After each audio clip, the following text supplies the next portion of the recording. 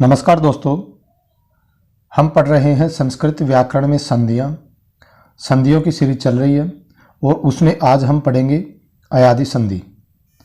तो चलिए शुरू करते हैं। अयादि संधि क्या नियम है अयादि संधि का। अयादि संधि सबसे पहले तो सूत्र कौन सा है, एचो यवा याव है। एचो यवा याव सूत्र क्या कहता है, देखिए एच एक प्रत्याहार है और उस प्रत्याहार में ए, ओ, आई और औ इन वर्णों को ग्रहण किया जाता है। एच प्रत्याहार में ए, ओ, आई और औ इन वर्णों को ग्रहण किया जाता है। अब क्या कहता है कि एच के स्थान पर, अर्थात ये जो वर्ण है ए, ओ, आई, औ, इनके स्थान पर क्रमशः अय, अव, आय, आव आदेश हो जाता है। क्रमशः, यहाँ पर क्रमशः से तात्पर्य क्या है कि जो ए है, देखिए ये जो ए है, ए के स्थान पर अय होगा। दूसरा आगे क्या है ओ, ओ के स्थान पर औ होगा। आगे आई, आई के स्थान पर आय होगा और औ के स्थान पर आव हो जाएगा। तो ये क्या है, ये इनका क्रम होगा। तो ये इनका क्रम होगा।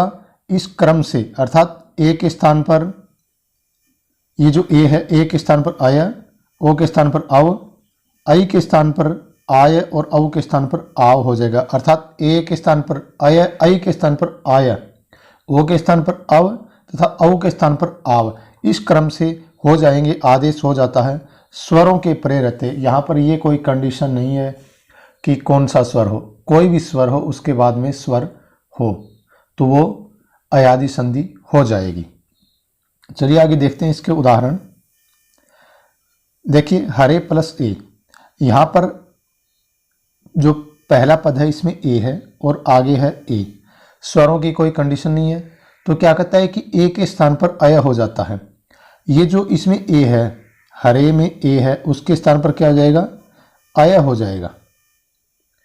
अय नीचे हलंत होगा, यह में यह आधा अक्षर होगा, यह और आगे ए, यह में ये मिल गया ए, और जब जो रै है इसमें से जब हमने इस ए को हटा दिया तो ये भी हलंत वाला बचा, अर्थात आधा ही बचा, और इसमें हम स्वर को मिला देंगे इसमें अय को, तो अपना बन गया हरा य।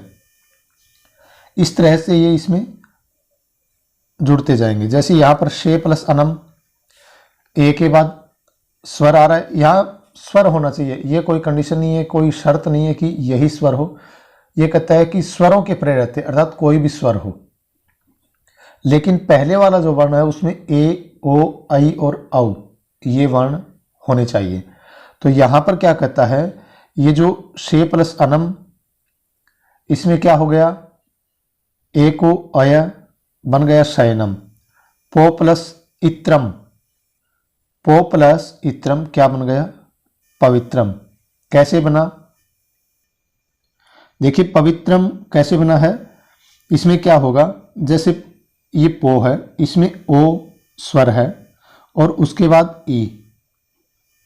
अब क्या करेंगे हम, ओ को क्या करेंगे अव, जो पहले शर्त है उसके अनुसार ओ को हम करेंगे अव, और ई को इस वह में मिला देंगे, ये बनेगा इस तरह से ई बन जाएगा।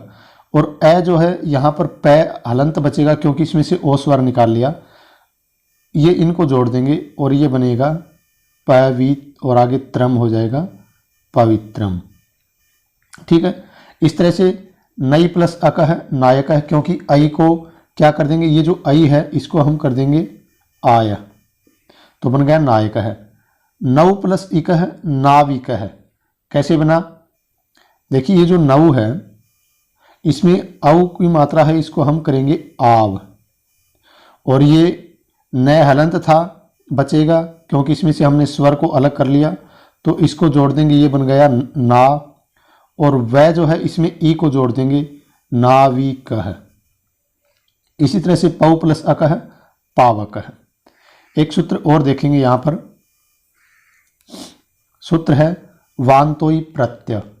वान्तोई प्रत्यय सूत्र क्या कहता है, यकार से प्रारंभ होने वाले, क्या है, यकार से प्रारंभ होने वाले प्रत्ययों के परे रहते, यकार से प्रारंभ होने वाला कोई भी प्रत्यय है उसके परे रहते ओ के स्थान पर अव तथा औ के स्थान पर आव आदेश होते हैं। यहाँ पर स्वर की कंडीशन हटा दी है इसने, ये कहता है कि अगर ए या ना सॉरी ओ या फिर औ, अगर इसके बाद में यकार से प्रारंभ होने वाला कोई प्रत्यय है तो हम क्या करेंगे, उसके स्थान पर ओ के स्थान पर अव और औ के स्थान पर आव कर देंगे। अर्थात यकार से प्रारंभ होने वाला, य से शुरू होने वाला कोई प्रत्यय होना चाहिए। देखिए उदाहरण, इसमें उदाहरण है गो प्लस यम, गव्यम। काफ़ी बार परीक्षाओं में पूछे जाते हैं ऐसे प्रश्न जिसमें कोई शर्त लग जाती है, ऐसा थोड़ा सा नियमों से हटकर कोई आ जाता है तो वो प्रश्न बहुत ही इंपॉर्टेंट हो जाते हैं परीक्षाओं की दृष्टि से। गो प्लस यम, यहाँ पर अगर सामान्य तौर पर देखें तो आगे स्वर नहीं आ रहा है क्योंकि यह है स्वर संधि, आगे स्वर होना चाहिए। अयादि संधि में आगे कोई स्वर हो सकता है, लेकिन वान्तोई प्रत्यय ये कहता है कि अगर यह से प्रारंभ होने वाला कोई प्रत्यय है तो वहां पर भी हम स्वर संधि कर देंगे इसको। गो प्लस यम, यहां पर ओ है, ओ को हम करेंगे अव, इसमें ओ है इस ओ को, और ये आगे यम, हम क्या करेंगे, ये जो ग है इसमें से हमने स्वर निकाल लिया तो ग बचा था, यहाँ पर हलंत, ग में ये ए जोड़ देंगे, ग पूरा हो जाएगा, आधा व और यह मैं अपना बन गया गव्यम। इसी तरह से अगला है शंको प्लस यम, शंकव्यम, सेम ही है। नौ प्लस यम, यहाँ पर औ है, इसको हम करेंगे आव, न आधा बचा स्वर निकलने से ये इसमें जोड़ देंगे, बना ना, आधा व यह मैं नाव्यम, अपना शब्द बन गया नाव्यम। तो इस तरह से ये वान्तोय प्रत्यय जो सूत्र है ये क्या कहता है, इसकी परिभाषा आप याद कीजिए, इसके उदाहरण देख लीजिए आप। उसके बाद है यदि अयादि संधि का कार्य पद के अंत में हो, क्या कहता है कि अयादि संधि का कार्य, अयादि संधि का कार्य पद के अंत में हो।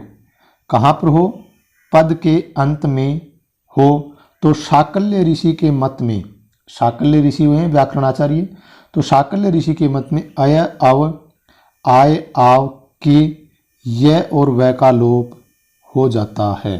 किसका, य और व का लोप।